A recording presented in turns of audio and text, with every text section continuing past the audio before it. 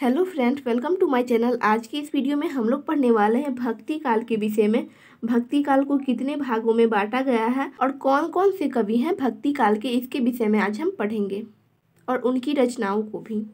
भक्ति काल को हिंदी साहित्य का स्वर्णकाल कहा जाता है। भक्ति काल को कितने भागों में बांटा गया है? तो भक्ति काल को दो भागों में बांटा जाता है, सगुण भक्ति और निर्गुण भक्ति। सगुण भक्ति जो है उसमें आता है राम भक्ति शाखा और कृष्ण भक्ति शाखा। राम भक्ति शाखा के जो प्रमुख कवि हैं वो है तुलसीदास जी और कृष्ण भक्ति शाखा के सूरदास जी हैं। और साथ ही साथ रसखान, बिहारी, रहीम, मीराबाई ये सभी भी कृष्ण भक्ति शाखा के कवि हैं। निर्गुण काव्य धारा को भी दो भागों में बांटा गया है, संत काव्य धारा और सूफी काव्य धारा। संत काव्य धारा में ज्ञानाश्री और सूफी काव्य धारा में प्रेमाश्री। संत काव्य धारा में ज्ञानाश्री में कौन कौन आते हैं? गुरु नानक, रैदास और कबीरदास। और सूफी काव्य धारा के जो कवि हैं वो है जायसी जी।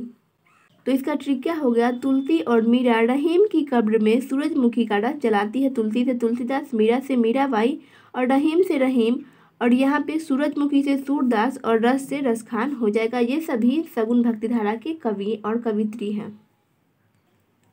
उसके बाद हम देखते हैं सूरदास की जो प्रमुख रचना है उसको। तो सूरदास की प्रमुख रचना है सूर सागर, सूर सारावली, साहित्यिक लहरी, गोवर्धन लीला, नाग लीला, भ्रमर गीत, सूर संग्रह, सूर पचीसी। और इनकी जो रचना है इसे तो आप ऐसे ही याद कर सकते हैं, ट्रिक की कोई आवश्यकता भी नहीं पड़ेगी, क्योंकि सूरदास इनका नाम है और सूर सूर लगा हुआ है। यहाँ पे देखिए सूर, फिर से सूर, फिर साहित्यिक तो स। तो इस तरीके से आप याद कर सकते हैं। और जो भी रचनाएं कृष्ण लीला से संबंधित होती है, जैसे कि गोवर्धन लीला, नाग लीला, भ्रमर गीत, ये सभी सूरदास की रचना है। ये हमने तो देखा भी है। उसके बाद अगले कवि हैं कबीरदास। कबीरदास को वाणी का डिक्टेटर कहा जाता है। और ये क्वेश्चन भी आपके एग्जाम में आता है कि वाणी का डिक्टेटर किसे कहा जाता है, और इसे हजारी प्रसाद द्विवेदी ने कहा था कबीरदास जी को वाणी का डिक्टेटर। पंचमेल खिचड़ी के नाम से कबीरदास प्रसिद्ध हैं, क्योंकि इनकी जो भाषा है उसमें बहुत सारी भाषा सम्मिलित है, इस वजह से इनकी भाषा को पंचमेल खिचड़ी कहा जाता है। और सागुकर्णी या साधुकर्णी भाषा का प्रयोग सर्वप्रथम कबीरदास ने किया था। बीजक में क्या क्या आएगा? तो बीजक में साखी, शबद, रामायणी ये तीनों आएगा।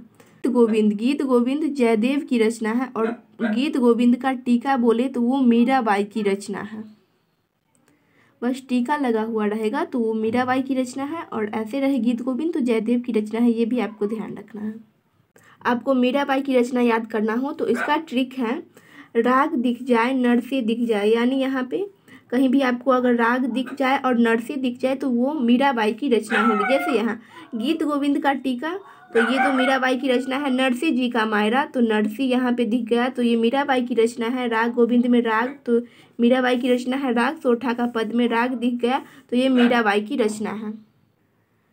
मलिक मोहम्मद जायसी, इनकी जो प्रमुख रचना है वो है पद्मावत, 12 मासा, आखिरी कलाम, चित्र रेखा। और ये जो थे ये सूर शाह के समय के थे, उसके दरबारी कवि थे। ये सूर शाह सूरी के दरबारी कवि हैं। तो आज की इस वीडियो में इतना ही फ्रेंड्स। नेक्स्ट वीडियो में हम लोग पढ़ेंगे रीति काल के कवि और उनकी रचनाओं को। तो वीडियो इन्फॉर्मेटिव लगी हो तो वीडियो को लाइक करें, अपने फ्रेंड के साथ शेयर करें एंड चैनल को सब्सक्राइब करें। Thanks for watching this video.